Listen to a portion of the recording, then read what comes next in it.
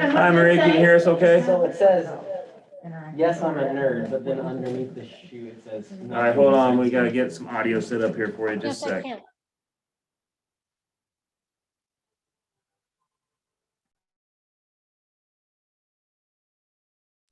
Envious.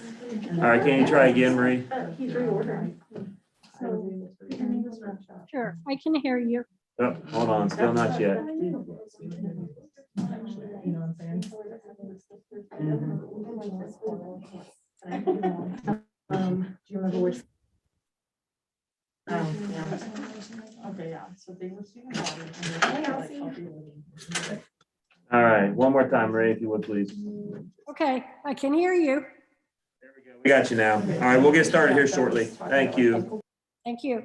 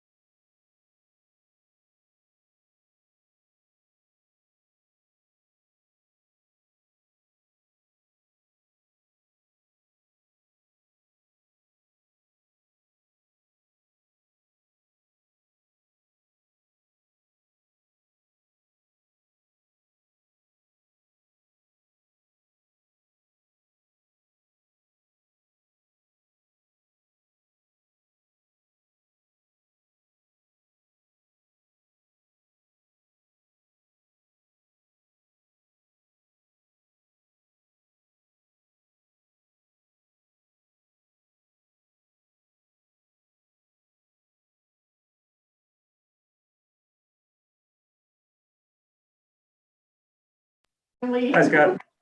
Hello. But if I get into K-State, I want to go up to Salina and become a pilot. And then if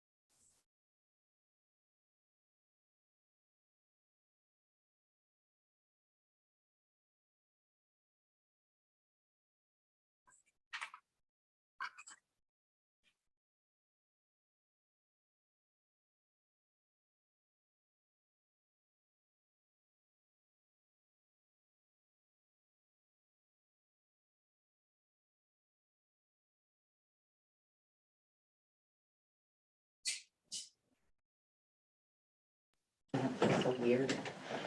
Oh,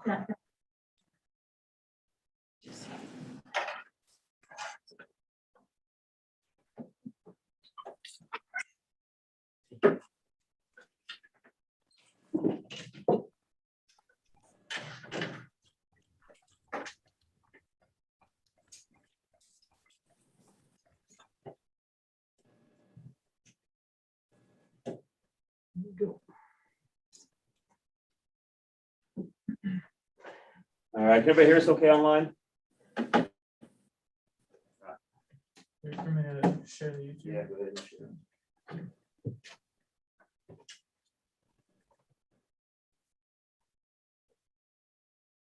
You never had to get quiet.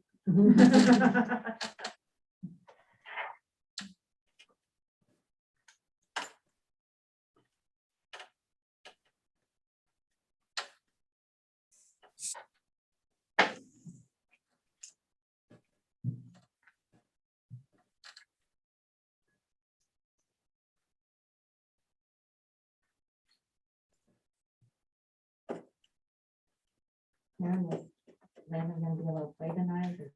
No, but he'll be able to start practicing tomorrow. Still can't throw, but Yeah, he'll be able to give her something. right.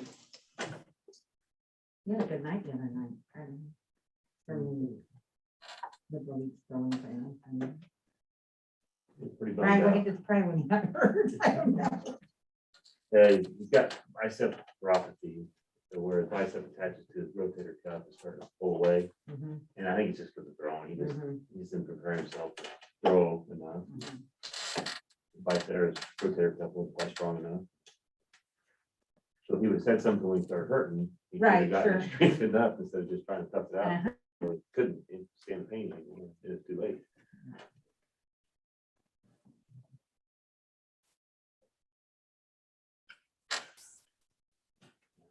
Close enough if you want to get started. Ready? Okay. We'll go ahead and call this evening's meeting to order. And for the folks that are online, we're going to go ahead and do introductions so that you know who's in the room. Tina Ray Scott, Mary Myers. Amy Redden, Valerie Gear, Kelsey Brimmer, Dana Reddick, Keely Tyner, Kate Gronquist, Kelly McDiffit. Marcus Hernandez. Miles Gant. Aaron Doty. Bryce Johnson. okay. And we'll jump to online. Scott, you want to go first? Scott Bankus. Marie Blythe. And Deidre. Good night. Hi. All right. This evening's consent agenda. We have approval of the agenda, approved minutes of the previous meetings, financial bills, donations and gifts, personnel, employment, Lexi Latterman as the ASP aide, and Laura Balboa as the Council Grove Elementary School preschool aide, and the resignation of Kim Sample as the ASP aide. Anything that we need to move or change to the consent agenda?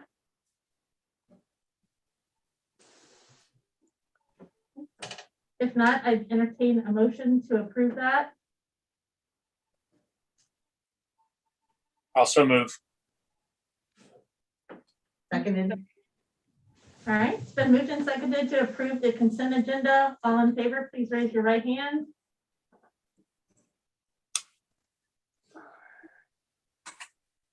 All right. Did Marie vote? Did you see? No, I'm having technical difficulties. Just give us a yay or nay on the consent agenda, Marie. Yes, You? Patron forum, Bryce, do we have anyone? No. Okay. Spotlight on education, Ms. Ronquist. Yes, so we have two things, but first we're going to talk about Fall Leadership Conference. So Keely is going to share with you guys about that, and then Miles, feel free to jump in because Miles also attended. But I'll let you start us out, and then I'll add anything that we need to add. So I would just people in the back, basically. All right. So first off, I'm just gonna hand out these papers that kind of give you some insight on things that happen, and there's pictures on the back.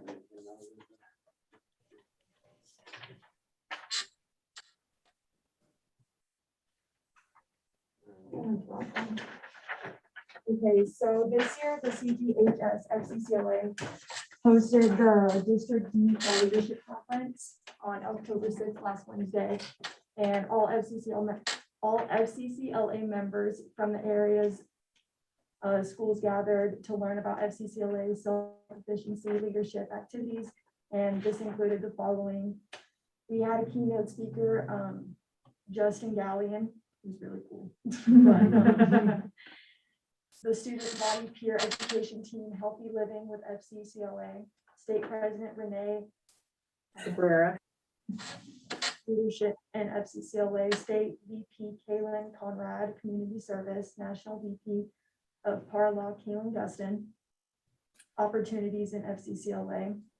It was a fun day filled with networking, learning, leadership, and Council Grove FCCLA's President Jessica Filkin also serves as the District DVP of Power of One. It was a great opportunity to have her serve as a leader in both our school FCCLA district. And then some other noteworthy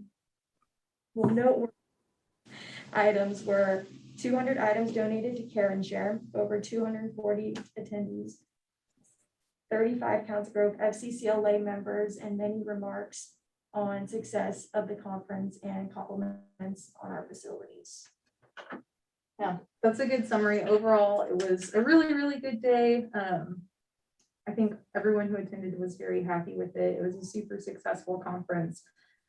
We had really great speakers, and the kids really seemed to enjoy themselves and learn a lot. We have a lot of excited members from our conversations afterwards. So is there anything that you or Miles want to add about like any of our workshops or our day in a general? I will say that people that I got to meet and talk with connected a lot. This is my first year in FCA, not FCA, FCCLA, and I think it is more about connecting with people and then becoming a leader. Because Mr. Doty was up on speaking almost first thing. He made really good statements, and glad that our school was able to represent. What is something that, is there anything that you learned in your conference that we might be able to pull out and learn as a school that we could do better in and maybe implement as a school or bring a message to our student body that would be beneficial to them? What about your speaker on self-efficacy? Because that's kind of a big deal. Self-efficacy is kind of the baseline for everything in the whole self and being able to perform academically and socially and emotionally. So what were your takeaways from that? Well, I just really liked how he brought like personal experiences into his speech that he brought. It just made it more like, I don't really want to say emotional, but I felt like all of the people that were listening could really like connect with him, and it just made his speech a lot better. I don't know. What about the two people he took out of the room? Oh, that was sad. But okay, so he took two people out of the room and they were supposed to say something about somebody who really impacts their life or said something very inspirational to them. And then he made an example on, like for one, he brought one in, all of us were all talking, no one was listening to him.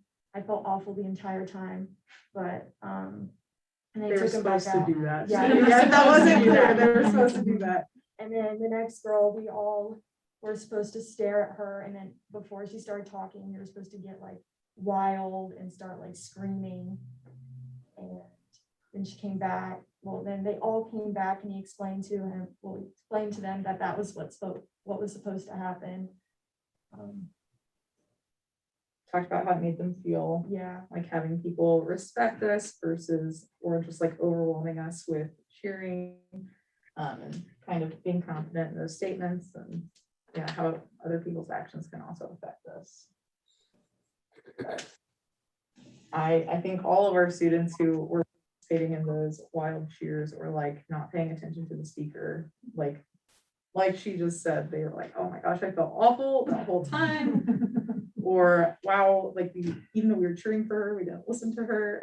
And so I think it was a great learning experience for them. But he was a really, really engaging speaker, and he did bring those personal examples, like Keely said, and just kind of talked about being true to yourself, and it's okay to not, fit in necessarily, and just keep doing you, because that's how you're going to make a difference in the world, and kind of talking about people who have made a difference in his world. So that sound right? Yeah, okay. Mr. McDivitt, how was it to have all those kiddos in your building again? You know, the thing of it is, I didn't get a chance. Mr. Doty actually stood in for us with that welcome. So honestly, we were in Salina, Mr. Dornbos and I, so we weren't there until the afternoon when she was actually recapping with the crew. Our team was done and they were trying to get things cleaned up. So yeah, it's actually a wonderful thing to host.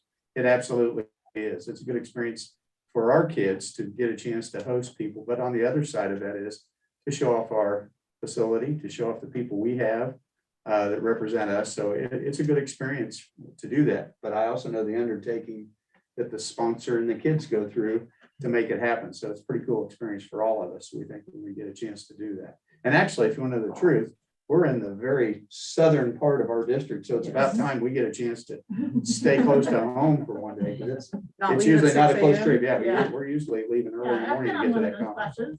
It didn't leave the parking lot, but Yeah. you know. No details, right? Yeah. No, it was a good day and our members did a really great job of setting up, cleaning up, no complaints. They just knew what they had to do and got it done. It's really professional. If you look at those pictures, they look sharp. They were on their best behavior. Like they made me really proud. You guys should be super proud of them. And so our 35 kiddos that represented Council Grove FCCLA and Council Grove as a high school did an excellent job fulfilling that role. So they should be proud of themselves. I'm proud of them. It was a good day. Well, it seems like you had pretty good participation because when they were doing roll call, our chapter seemed to be one of the highest attending. Yeah, I think we were the second largest. We have about 42 members right now, and we still have a couple who haven't gotten in their dues. So ask me again in like December, but we are doing pretty well. We have a pretty large membership and kids who are really excited to be a part of it. And so that's exciting, especially in District D. We're probably the second largest chapter. And so it's a really cool experience to be able to do that. So yeah, those are pretty well represented. I had a student in the building and that student who wasn't even in FCCLA was excited to have other kids in our building and other activities going on. So it's nice being able to have those things happening again. And the rest of our student body was very respectful of the fact that there was a conference going on. We didn't have any issues with them. And so honestly, all of our students at the school did a really, really great job that day. And so appreciate all of them. It was fun to see in changing of class periods and stuff when the kids would come in, they were very quiet and oriented to making sure not disrupted. One poor kid came flying out of the band room, realized everybody's in there, did it. Whoops. Yes, exactly.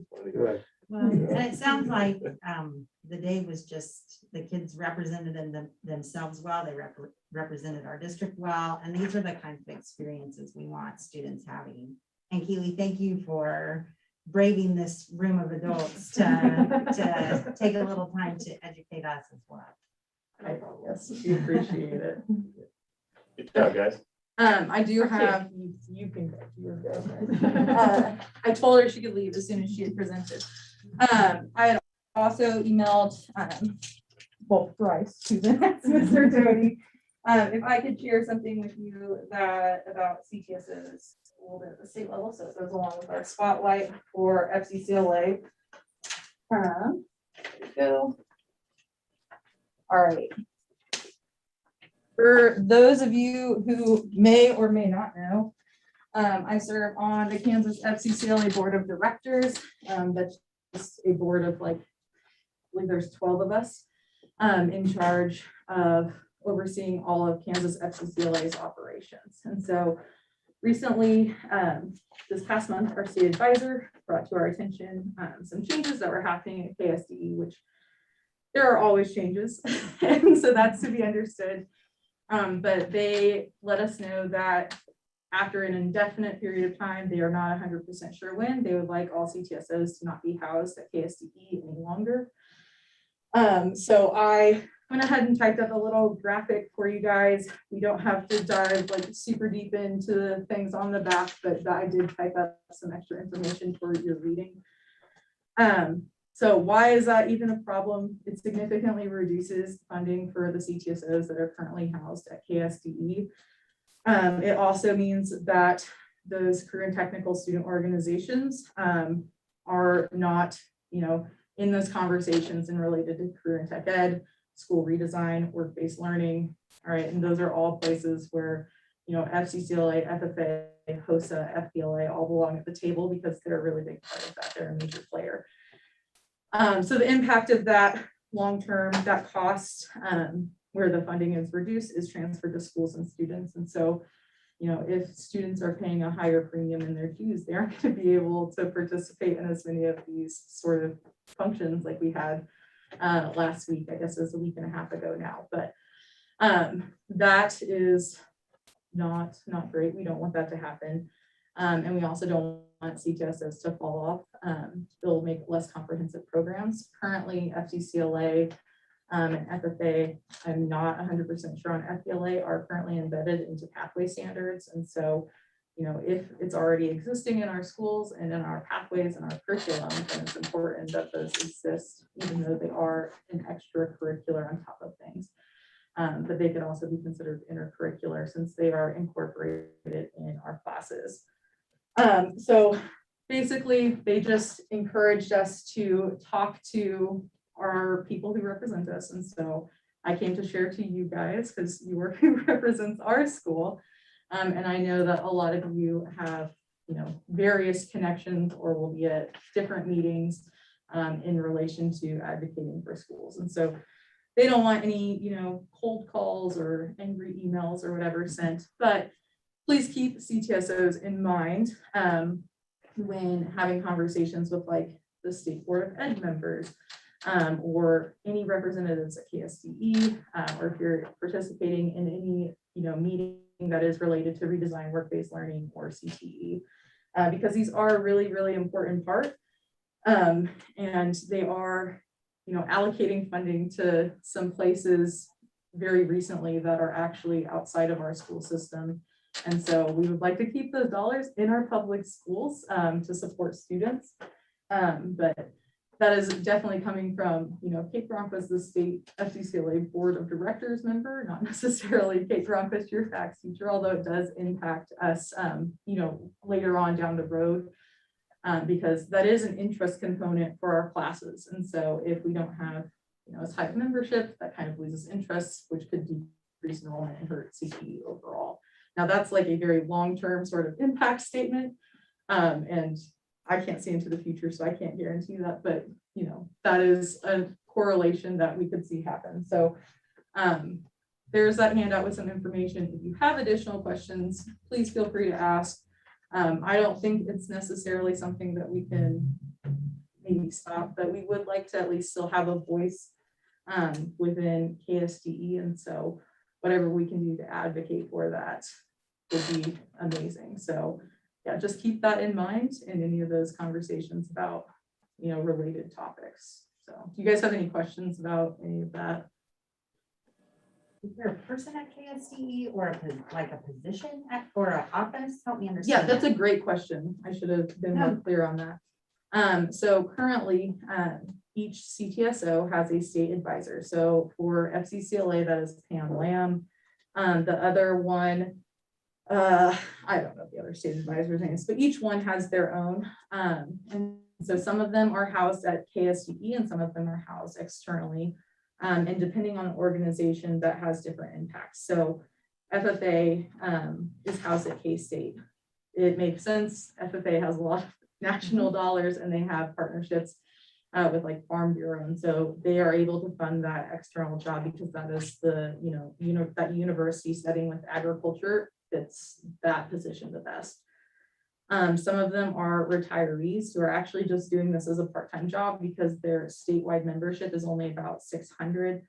And so that impact by not being housed in KSDE, well, they already aren't there. And so that's not as big of an impact, but we're looking at probably 2 to 3 that it's making the biggest impact on. But all these other CTSO advisors who are housed externally are not invited to those meetings about career and tech ed, about work-based learning, about school redesign. And so the ones who do exist in the realm of KSDE currently are the ones who are advocating for all CTSOs as a whole. And so by removing them, from those meetings, you know, then that voice completely disappears. Now, we do have pathway, like, what's the right word? Not directors, but like coordinators, who could potentially serve in that role. However, there's been a lot of turnover in who is in charge of pathways at KSDE in recent years, and a lot of them don't have the like very intimate experience with these career and tech student organizations. And so they might understand like, hey, you know, FCCLA exists, but not, oh, this is exactly how that fits into that standard. Or, you know, teachers are already doing this thing that you're talking about in our curriculum. And so since they don't have that, you know, really in-depth sort of knowledge and experience, they can't advocate for it quite as well as our CTSO state advisors. And so that's why it's a point of concern right now. And like I said, I don't think that hopefully there's something we can do to stop it, but I don't think there necessarily is. But yeah, just advocating for that to stay part of the conversation, because they are a very important part in supporting our student learning. And they're a big piece of a lot of the things that we are doing. So they relate to a lot of the goals for Kansas right now, and, you know, preparing students for the workforce. So you mentioned on the back here that CTOs as a whole receive about $600,000 for KSDE. Correct. So what does that money then funnel to when it goes to CTSOs? So depending on which CTSO we're talking about. So for example, in the bullet point above that, right now, since FCCLA is housed at KSDE, like travel expenses are paid as a part of KSDE. Now, there is still a limit on that, but you know, traveling to like national conferences and things like that are covered. Our state advisor's salary and benefits are covered, that, you know, building costs, whatever. And so the organizations that are not housed at KSDE receive a stipend, is not the correct word, but they are out on contract, where they receive a lesser amount. And so that 600,000 is going directly to, you know, state advisors who are housed in-house, or it's going to the organizations directly to allocate how they choose. So I believe FFA gets around 30. That's an approximate, okay, but it would just be sent to Kansas FFA as an organization. So collectively, that's covering travel, salaries, fees, contracts, things like that. So, and where's the push coming from to remove it from KSD? It was not very clear. We know that it was outside of the career and tech ed department.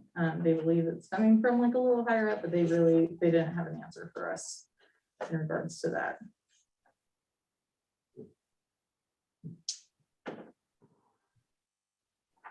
It all seems kind of like a lot of like smoke and mirrors right now, other than we know that it's happening.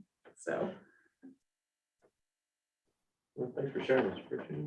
Idris, Scott, Marie, do any of you have any questions for Kate? No, the only thing I wanted to say was thank you for sharing all that information with us and for having that district meeting in our school. I think that's totally awesome, and kudos to you for taking on an opportunity like that. Yeah, I was just going to say thank you for sharing that. Thank you for putting that on. That's awesome. Thank you. Thanks, Kate. Reports, administrators, Mr. McDivitt. You know, I do have this month to share a couple things that I didn't have in my email to you. One was both of them deal with seniors, and I think they're important events we have. One we actually attended last Friday, which was Apply Kansas, sponsored by the Kansas Board of Regents. Plano's Technical College sponsored it. Miles was talking about it. I think he attended that along with several other seniors. They were able to actually apply.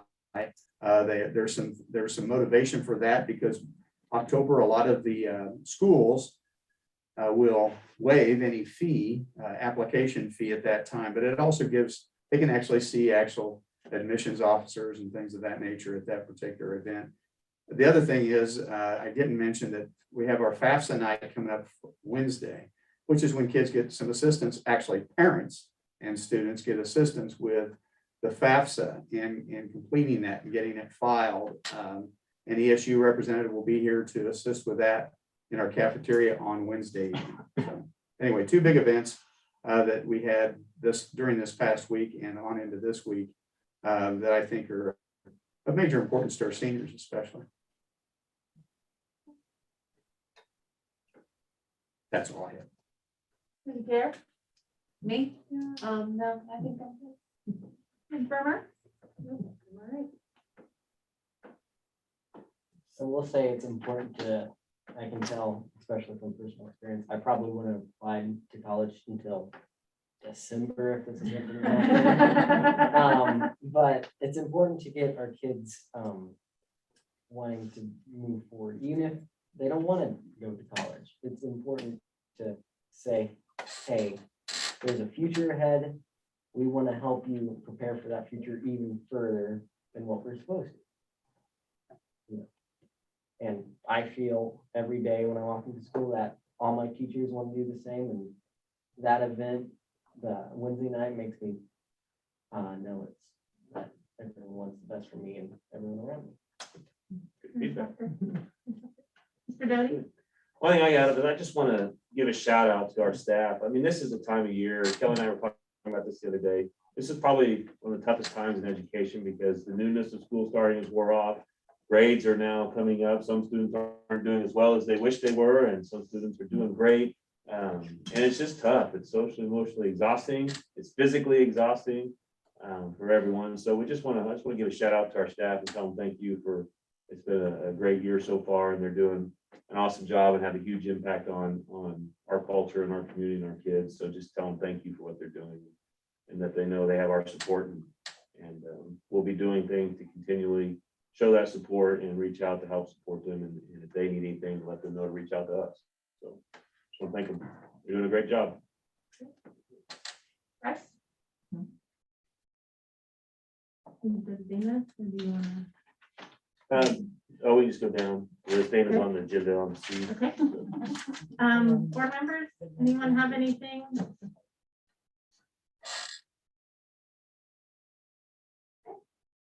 If not, we'll move right into our action items. And our first action item is requesting approval for the CG players and their sponsor, Ms. Redden, who's here tonight, to attend a performance of Wicked in Kansas City, Missouri on January 22nd.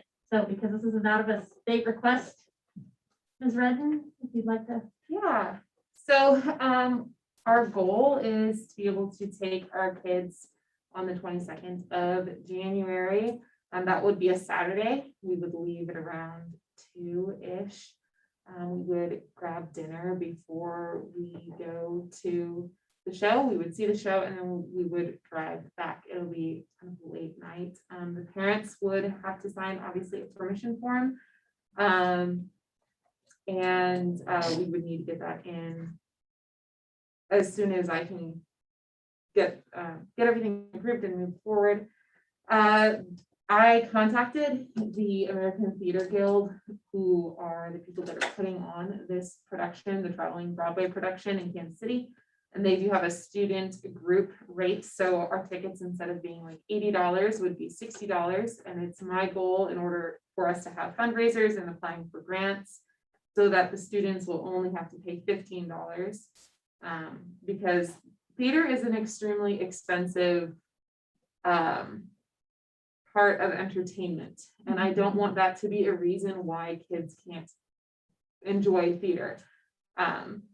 So I have applied for a grant at the Council Grove Area Foundation, and we'll see how that goes. We have a couple more fundraising opportunities that are coming up for CG players.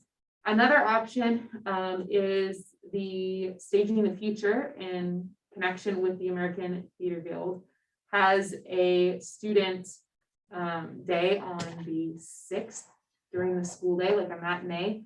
And if we apply for the Staging the Future and we get approved, then the students will only have to pay $10. These are obviously, that would be during the school day, and it would be shortly after we get back from Christmas break. And so I know that that's going to come with its own pitfalls. So I prefer the Saturday option, because I don't want to take kids out of the classroom. I think that it's very important that they're in the classroom, but if that is another option for us, if it's looking like we're not going to be able to raise enough money for the kids to only have $15 to pay for tickets. So, yes.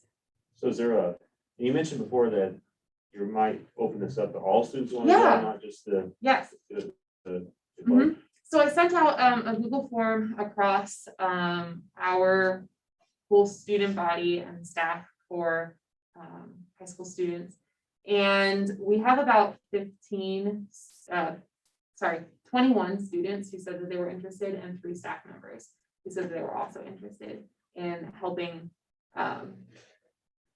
facilitate that in an easier manner. So there is interest there for students to be able to go. How many students are in the CG players? So right now, we have about 12 students who have currently paid their dues. We have a couple more kids that I'm still waiting on, but which is pretty exciting. We actually have a lot of new students who are in our organization, and we're doing a lot more things than we've been able to do in the past. So There's a lot more buzz about it. yeah. Super excited about the fact that the kids are excited about it, that they get to do this. And so, yeah. So is there a cutoff date for when you want, because as the buzz increases, I think you'll probably see more kids want to go. So are you gonna, Yeah, obviously for logistics and funding and stuff, you have to cut it off. sometime. exactly. So, and also just tickets, like Yeah, you need to be able to purchase them quickly. I would like to have the tickets and everything purchased by the end of October. I think that would give us enough time to know how much money we need to raise, and then to also purchase the tickets early enough so that there are still tickets available for us. Because that's also something to be concerned about is, Wicked is a really big show. And I'm not sure how many tickets will be available if we wait too long. you're gonna allow parents who want to go with their kids to go, or is that there room for that? That question. That is a good question. My gut reaction is if the parent wants to come, they are more than welcome to do that. Obviously, we would have to see bus, like, do we have, obviously, I want the kids to be able to go first and then the parents. So if we're running out of space, then I would say you're more than welcome to carpool up with us or caravan up with us if they want to do that versus taking a valuable bus space for students. So, good question. When will you know back from the area foundation? Do you know? I don't know. I'm sorry.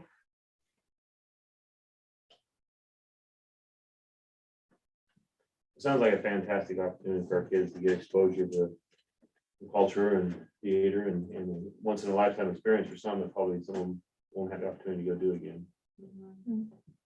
If you need an extra sponsor, you just. I think you could probably find quite a few volunteers out of this room that would be like, yeah, we're going to do that with you. So. Okay. So at this time, I entertain a motion. There's no further discussion. I do have one question. We Yes. had approved a field trip last time, and there were some parameters with that. Would this have the same parameters, obviously? Okay. I can't remember what those There's words the are. waiver. Okay. With the condition that they follow local health guidelines. Okay. Yes, yeah. And of course, utilizing the federal transportation, they have to Yes. mask up. Yes. Yep, yep. Any other questions?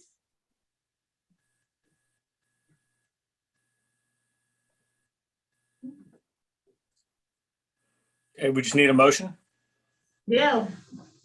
All right. I move that we allow Miss Redden's class to on, I believe is January 22nd, is that the correct date? Travel out of state to Kansas City, Missouri to attend the musical. You want to, but do you want to go ahead and include the other date just in case, the January 22nd? Other Or- one, Yeah, or the date as needed. Yes. Bryce, please amend my motion. thanks, Scott. Will do. I got a second from Marie. Okay, any other discussion? Not all in favor, please raise your right hand. All opposed, same sign. All right, motion carries. Thank you. Thank you. Our next action item is the KSB delegate voting consensus. Bryce sent out email regarding the 2 videos. And Deidre, with you being on the road, what if we just have board members email you their preference? Especially since we've got a couple of members that aren't present this evening. And then you can have a consensus from that point to move forward for the delegate assembly. Are you good with that? Yes, that's fine. Else okay with that? That gives you a little more time to watch the videos and let her know what your choices are. So that email did go out last week from Bryce, and it's in a separate attachment than the agenda. So you could just take a look at those by the end of this week and let Deidre know. That would be great. If you don't get a consensus, Deidre, a majority, then just vote for who you feel represents us the best. That's what you would like to do. Absolutely. Yes, I can do that. Information items. The ECF application has been submitted. Mr. Doty. Yeah, so the next 2 agenda items are just FYI.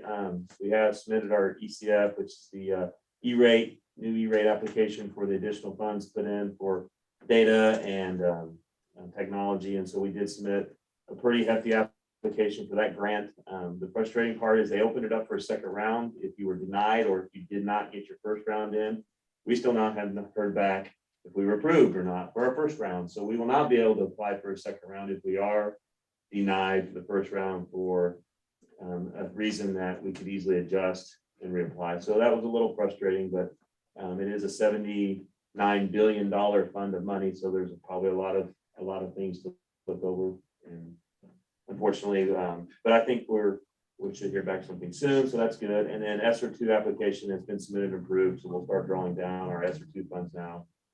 Get them drawn down to 0 so we can apply for ESSER 3 and start drawing those funds down. Our next item on the agenda is a COVID-19 update with Ms. Reddick and Mr. Doty. So just wanted to have Dana come and kind of give you an update of where we're at and how things are going. I don't know if you've all had a chance to look at the statistics online, but still we're doing very well. 0 transmissions for positive cases within our school. We have seen an uptake of quarantines within the school recently, but still only 16 to date, if I remember correctly. So that's still pretty good. And we'll take that compared to what is going on surrounding in other districts and so forth. So very positive news there. So Dana, you want to?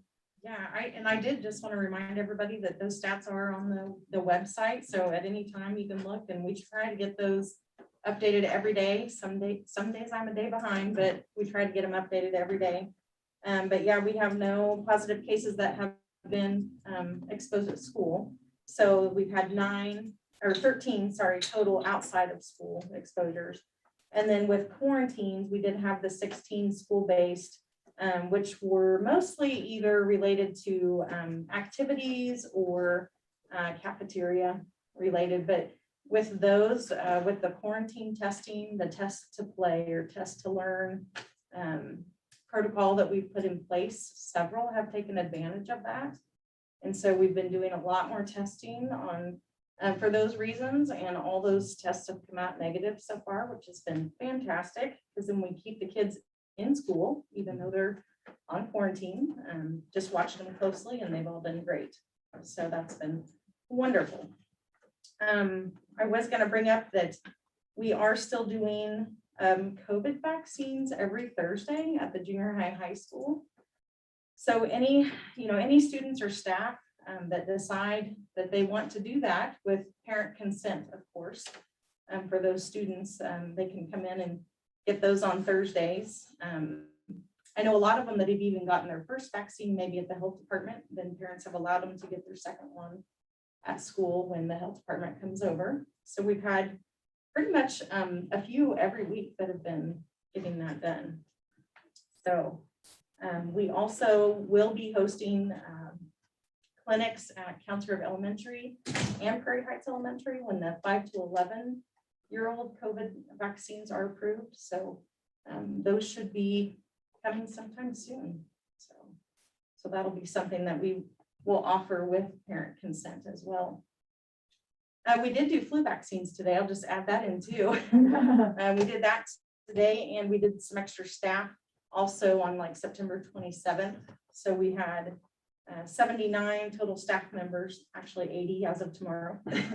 And we'll have 96 students that will have participated in that. So numbers were still pretty good on the flu vaccines. Another big thing are molecular tests that we had talked about providing at school. And we did get one in. It is the Acula molecular test. So it is one that we've not used yet. So we do have to finish some training on it before we can use it. But that should be coming really soon that we're able to do those at school. That will be like tremendous because we have one for every building. And so that will no longer mean that we have to send them to the health department. We'll be able to do a confirmation molecular test on our own. So I'm really excited about that. So just one has come in or all We have three? three. Three, Yeah. they have shown up on site? Yeah. And Yeah. supplies What's that? and the testing supplies? Yes. Yeah.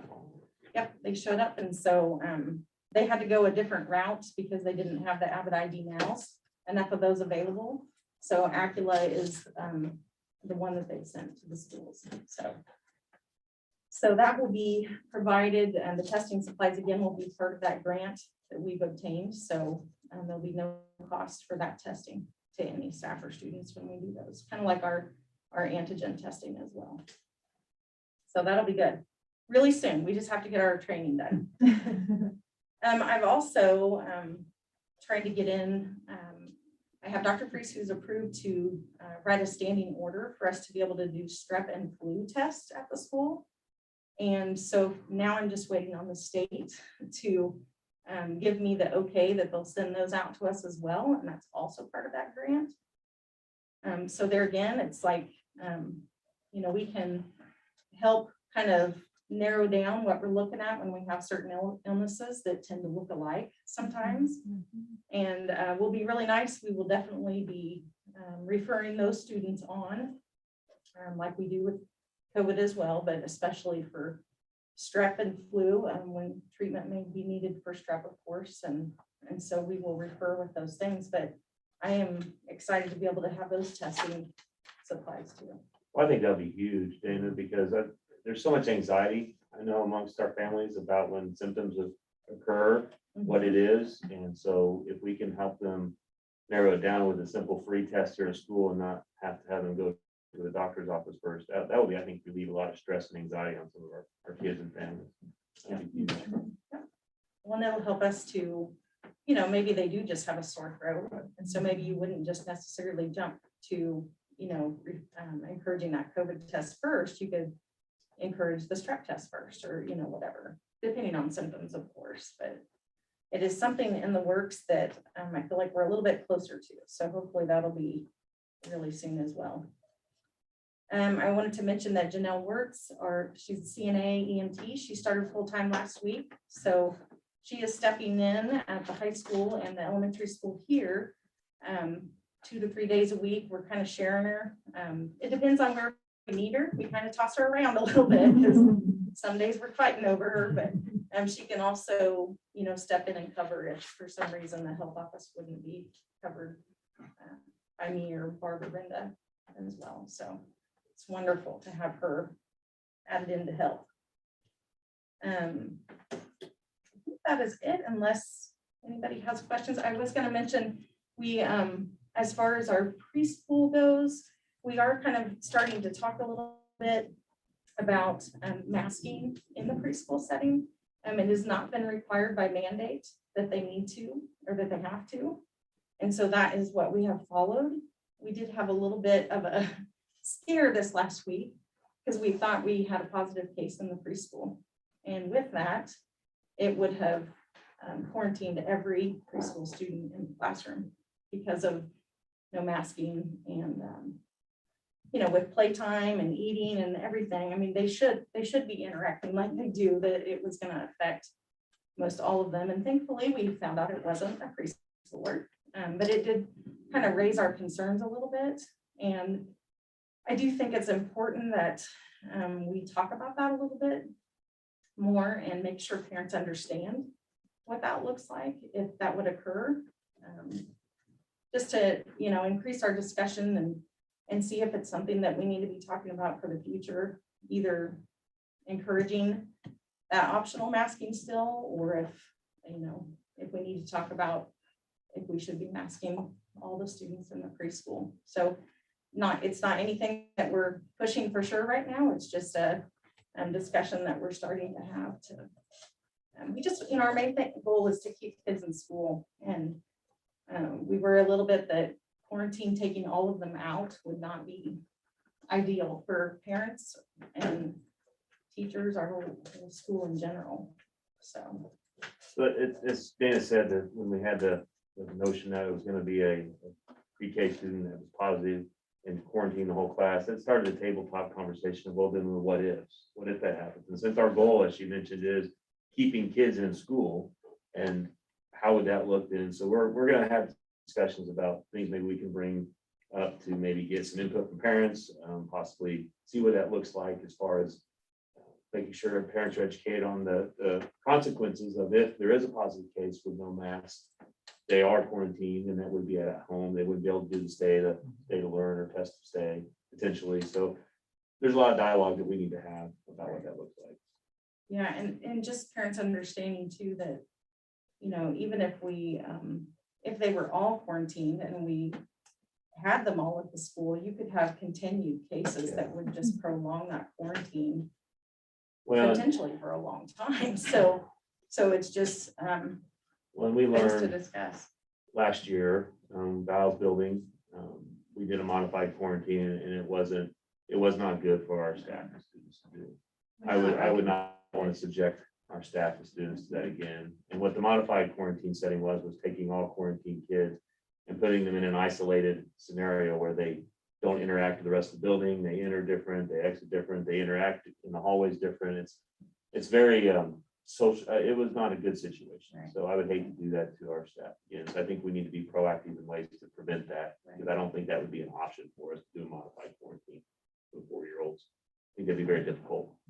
And with our test to learn strategies, you know, I don't know how many preschool students would, how they would handle being tested every day under that strategy. That would be pretty rough. And I know for one, I myself would not want to have to, you know, force that, you know, upon any student either. So. Well, even if you could, 15 minutes per student, if you had 40 kids quarantined, it would take you, how long? 15 minutes times 40 each to get through all those. It would be very difficult to test that many students every day. The majority of districts that have moved away from the test to learn have done it because logistics, it was impossible to test as many kids. That's 10 hours. Yeah. So that's a big piece of it. I don't think we have the personnel, the resources to do a test to learn. Well, it wouldn't be, I mean, we can go into details later, but it wouldn't be 10 hours because you could do the antigen testing if it's school-based exposure, which means you could swab a student, write down the time, swab a student, write down the time, but they're all still waiting 15 minutes, but we do have to move through them. Will we still get those tests now if they give us some molecular tests? Will they Mhm. still send out the antigen? Yeah. That's good. Yeah. And I, you know, wasn't asking for any action necessarily on it. I think I just wanted to make everyone aware that, you know, there is some increased concern about it, and we want our kids at school. So. We need our staff members here because we have a lot of staff members who have kids. Yeah. I was like, "Oh, what? Yeah. We had good conversation about it though, and so I think hopefully we'll get some feedback and. So Dana, remind me, if a preschooler comes to school with a mask because their parent has sent them, and there's an exposure, then what? To the masked student? Right, so There's as so of, many rules, I'm sorry. that's okay. As of right now, the way our protocol reads is that those students have to have the masks on for the person not to have to quarantine. That's how it reads right now. Mhm. Thank you. I also wondered about the COVID vaccines every Thursday. Has that, I think it has been, but has that been put on the social media recently? Not recently, That might so. just be, I don't know who handles that. Yep, yep. I'll look this direction, but that might That's be a okay. reminder. And then the flu vaccine, will there be another clinic? There's That's not cool. one planned right now. I mean, of course, if there was enough interest, I'm sure we could get them to come back over, but you know, we'll kind of see, wait and see what we hear, but a lot of times if it's after the fact, you know, they can get their children over to the health department pretty easy at any time. Well, the health department can take them easily at any time. And we can help with that too. We have extra staff members now that we can help with that, but so far, I'm hoping that we caught the majority or the others have already had theirs. Well, people might still have questions, but I'm just thinking about all of this as a real wraparound. And so I know this takes time and efforts and stumbles and crying and whatever else happens in the mess of this. And so I just, as a parent, appreciate the efforts of trying to wrap up our students with some safety. So thank you. Absolutely. And I appreciate everything you guys are doing. I know that we've had kindergarten readiness on our mind for a long time and how important it is to keep those kids in the classroom and learning and trying to do everything we can to mitigate any quarantine issues or anything. So thank you for being proactive in this process and moving ahead. So I'm sure we'll have future discussions and I do like parent feedback. So if anybody is listening, they're welcome to email me or whatever their concerns. And we will try to get a survey at some point too and see what their thoughts are. I just want to make sure first and foremost that they understand what that quarantine looks like if it happens. So. And how are we communicating that right now? I mean, are you working on that or are the building leaders taking care of that? As far as the preschool concern goes, right now, it's just been tabletop discussion amongst administration. So that's as far as we've gotten so far. anyone online have any questions for Ms. Reddick?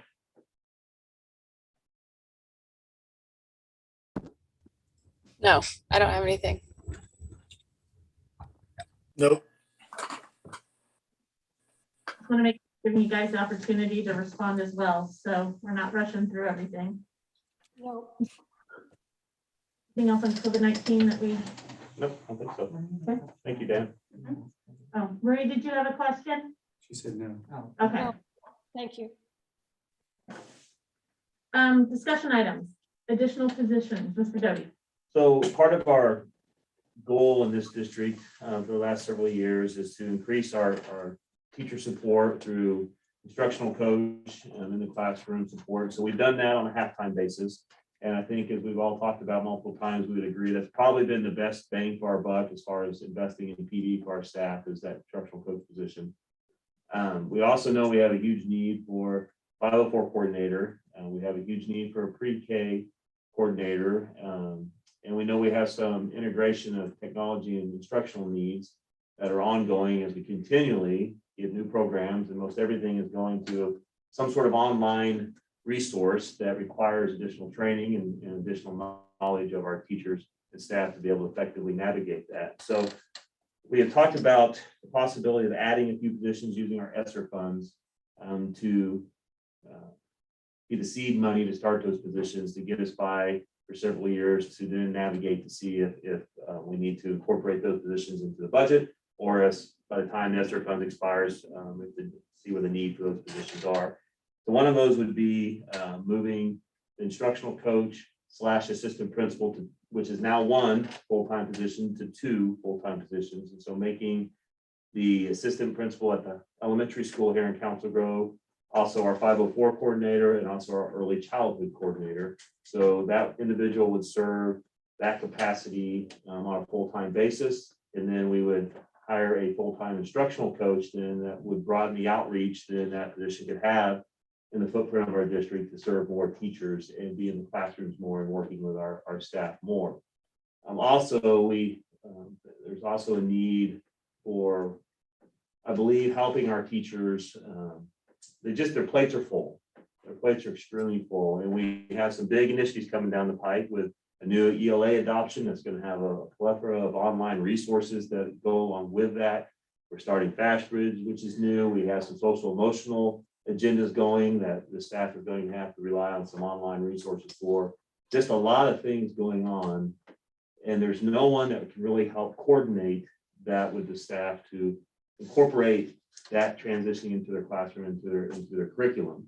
I think currently Kelsey does that to the best of her ability, but she again is part-time. So along with that full-time instructional coach, part of their responsibilities would be to work with staff, integrating the technology into the curriculum, helping them see how those things can happen from the curriculum standpoint. But the problem with that is that does not solve the problem with staff having the time and the means and the ability to figure out how to even navigate the platform, right? If there's a new resource, they've got to be trained in how to use that. They got to know how to go in and figure out where do I click and how do I upload and how do I download and how do I get my roster and how do I access the information. I mean, there's just so many things that are left up to them to do with a full plate already with minimal support when they can from the administrative team or Tori. So part of that then would be adding a additional IT position that would be on an hourly basis. It wouldn't be a salary basis, it would be an hourly position that would help integrate then, that would work with the instructional coach to hold additional PD opportunities that would be optional for staff to do, whether it be an after school in service, a morning in service. Part of their job would be to figure out the time where they could have an impact, where staff can come in and learn, how do I use this? And how do I navigate this tool? PD opportunities maybe during our building and district PD time down the road when time allows for that to have. We could do some carousel opportunities where they could hold sessions for staff on how to better be acquainted with and navigate through, whether it's Fast Bridge or whether it's Vibe or whatever the tool is at that time that we need additional training on. So we'd like to look at splitting out the one full-time position of instructional coach / assistant principal into two full-time positions, with the caveat of the assistant principal is also the 504 coordinator and the early childhood coordinator. And then the instructional coach would also be a academic technology integration specialist that would work with the staff on that. And then creating an assistant IT position that would not only help Mr. McDougall with all of his duties now and Chromebook repairs and maintenance and software and so forth, but would also be a big part in working with staff on how to navigate and utilize those platforms. So that'd be 3 positions we would utilize. It would not cost us anything on a general fund at this point. We could utilize our ESSER funds because we could tie them all directly back to learning loss and COVID. That we could supplant those funds in to help fund those positions for now. That would get us through 2024, possibly. And then we can see from there, evaluate those positions and see what the need is, if they've been effective, if they haven't been, if we need to scale some of them back, or if it's worth investing in those positions financially out of general fund. And while we're talking about it, then also B ties into that. Probably shouldn't have put on there after school program because we're still trying to figure out how do we, the survey that came back from the patrons, we had about 200 participants about how would they like to see some of those ESSER funds being spent. And one of them was tutoring opportunities. So we wouldn't tie it just to elementary school. It would be something that we're talking about. If we could figure out the logistics on how to do it, it would be K-12 if possible, offering opportunities at the high school and junior high as well. So that's on the early stages of it, but we would use ESSER funds to pay teachers who would want to be part of that extra duty pay, hourly extra duty pay to do that as well. So those 2 items are kind of intertwined as far as using ESSER funds to fund that. And we're talking ESSER funds from the first round, or are we looking at the second round? This would be ESSER 3 funds. Okay, Yeah. so writing for the So- third. Yeah, and it's kind of a twofold because we're paying for a lot of things. We're reimbursing ourselves for a lot of things we've already paid for out of ESSER 2. So we'll have dollars created that are specifically line item in ESSER 2 funds that we'll be able to use to start those positions with as well. So not only do we have the ESSER 3 funds available, we'll also have ESSER 2 funds available, even though because we're reimbursing ourselves. For instance, like the 4 teachers we had for remote learning, we paid for those out of general fund. That's been done out of last year's fiscal year budget. But we've applied for reimbursement through that through ESSER 2 because it's directly tied to COVID. So there's a pretty substantial chunk of dollars we'll be able to use to help fund that as well, tying it into ESSER 2 and ESSER 3 as well to substantiate it. You have a deadline for ESSER 3? Well, if we're gonna add these positions, we probably need to make it an action item next month. Because we want to start, especially for the administrative position, you don't want to wait too long to start advertising and doing that. I've always tried to have administrative positions filled by January.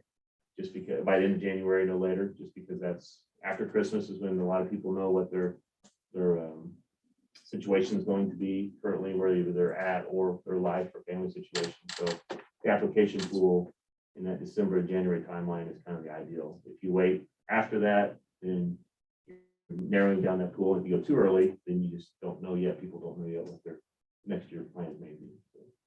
So probably by November, next meeting, we need to make an action item to move forward with. Any questions for Mr. Doty regarding the additional positions and the tutoring with ESSER 3 funds? No, I don't You're gonna say. No, you're good. Go ahead. I was gonna say a few weeks back when we had an NHS meeting, Mr. Dornbos said that if it ever came up to us as NHS members, that we could tutor or would tutor students that were having trouble in classes that we feel more comfortable to help out with. And when you brought that up, I just thought, well, that wouldn't be part you would have to worry about paying us, about worry about being there. It just come with being an NHS member. So that's something to consider when thinking about after school tutoring, if you actually need a tutor. Awesome. Good idea. Maybe even during the day they're in the building? Well, I mean, that opens up a caveat of discussion of a lot of potential opportunities. So Great. depending on what those particular students' schedule is that year, and that might be something, yeah, definitely. Thank you. That will definitely be helpful to add to that conversation. Yeah, very good. Thanks, Miles. I have a question, couple questions as I was listening. You mentioned long-term, how will we know if these positions are effective? And so you might not have that right now, and you might still be thinking about it, but I would be curious over next month, like how you might be measuring that to know the impact, because eventually the money runs out and we may want to. I mean, we may be finding that the data is pointing us in a direction that we need that, or it's maybe saying not. So that was just something. And then the full-time IT, and I just want to make sure I'm understanding it. Would they be, I don't know if this is the right word, but would they be like under Tori or working alongside Tori or? Under Tori. Okay. Yeah.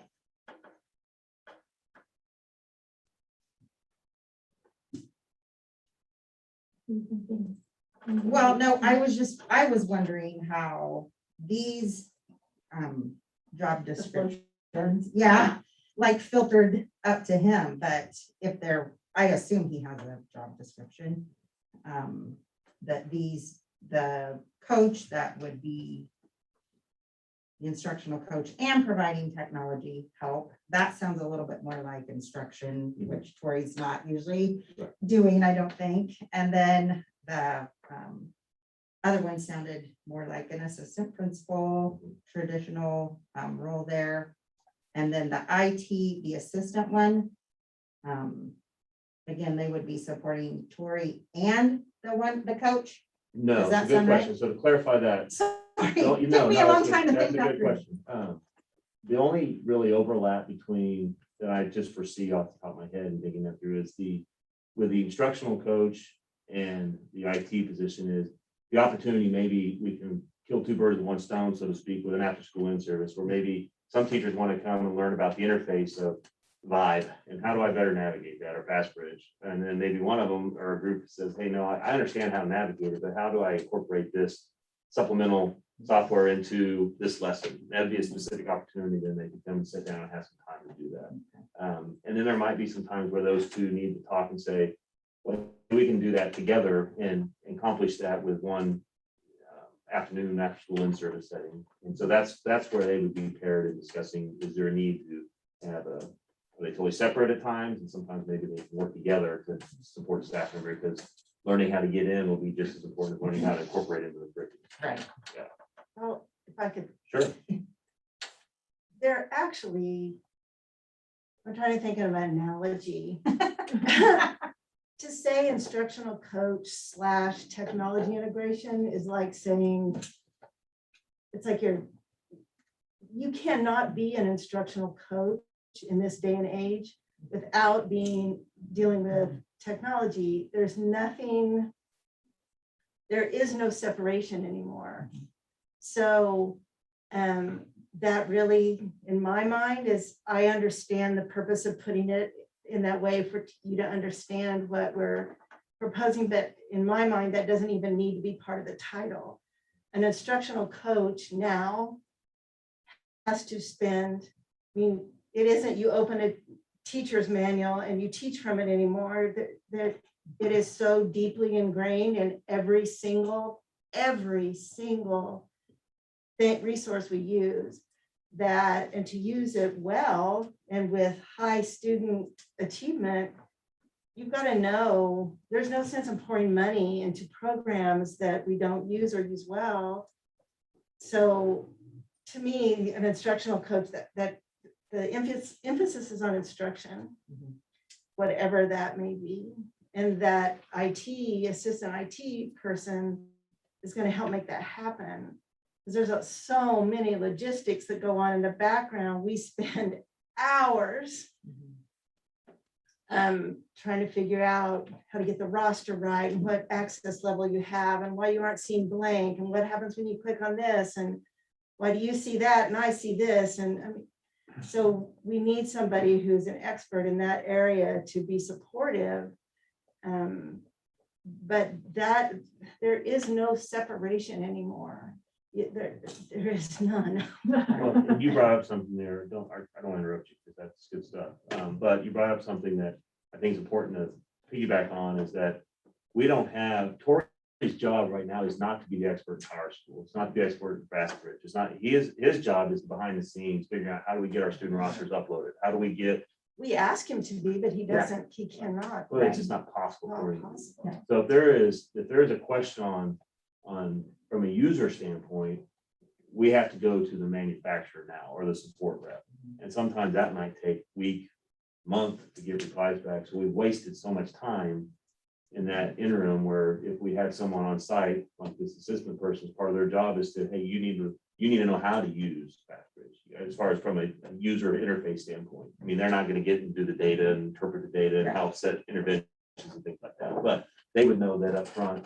When I log in, this is what this does, and this is where I go, and here's how I get to that data, so forth. And so that's the piece we're really missing from the usability side of technology, is just who is the go-to person for that? Because right now it's Kelly for some of it, so it's the building principals for now, some of it's Kelsey for now, some they go to Tori and I don't know, so he tries to figure it out, but then he drops what he's doing over here to try to figure that out. They go to, Rachel Hodges at the elementary school, and Martha House at the high school. So there's just not one person that can coordinate that. And they still may need Rachel and Martha to be a subsidiary of that. At least we have a point person that's in charge of that can help manage that and keep everybody organized.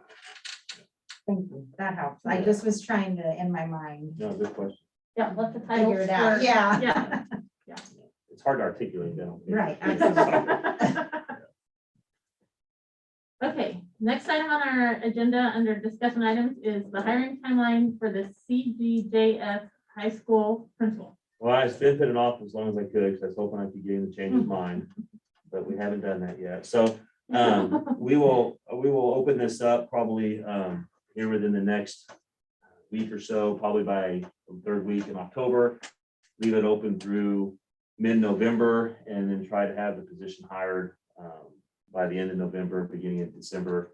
And that way it will lead some time for them, whoever that person is, for Kelly to meet with that person and start a transition process. Because that's quite a long institutional knowledge there that Kelly's going to have to work with someone on to be able to come in and hit the ground running. So that will give us time for him then to establish a relationship with that person and contact that person and start moving forward. Mid-October is this week. Just thought I'd point that out. Yeah. And then what we'll do, as far as interviewing process will go, I'll get with the Teachers Association and ask them to get some members at the high school and junior high together to have a teacher interview committee. I'll get some student groups together to have a student portion of that, and we'll have an admin team, and then I'll have some time personal to that individual as well. So then we'll bring a recommendation to the board. Great. Anyone have any discussion or questions regarding that process? I was just gonna say, when you said hiring a new principal, I thought, what does he mean? I completely forgot. I was like, See? See, the students don't even know. We're all in denial. Shut the door, lock it. All right. Any questions on any of that from anybody? No, thank you. Looks like our next order of business is an executive session for property discussion. How much time do you think we need, Mr. Doty? Just 5 minutes. That way, we may have to go longer if anybody has any questions, but I just want to touch base with everybody on an issue and shouldn't take long. Okay. I don't need any, no one needs to stay, so you don't have to go if you need to. Madam President, I move we go into an executive session to discuss property options pursuant to the exemption for preliminary discussion of the acquisition of real property under coma with Mr. Doty and the board for 5 minutes. And you can invite Bryce in too. And Bryce. Yeah. We'll let Bryce stay. Thank you all. No, there'll be no. Second it. All in favor, please raise your hand. Okay, we're gonna take just a few minutes here while we clear the room and get the live stream shut off and things like that. So everybody hang tight for just a minute. All right, so since there'll be no action, we're going to end the live stream now, and we will not come back on live stream to adjourn. So just want to make sure our audience at home watching knows that there will be no further action.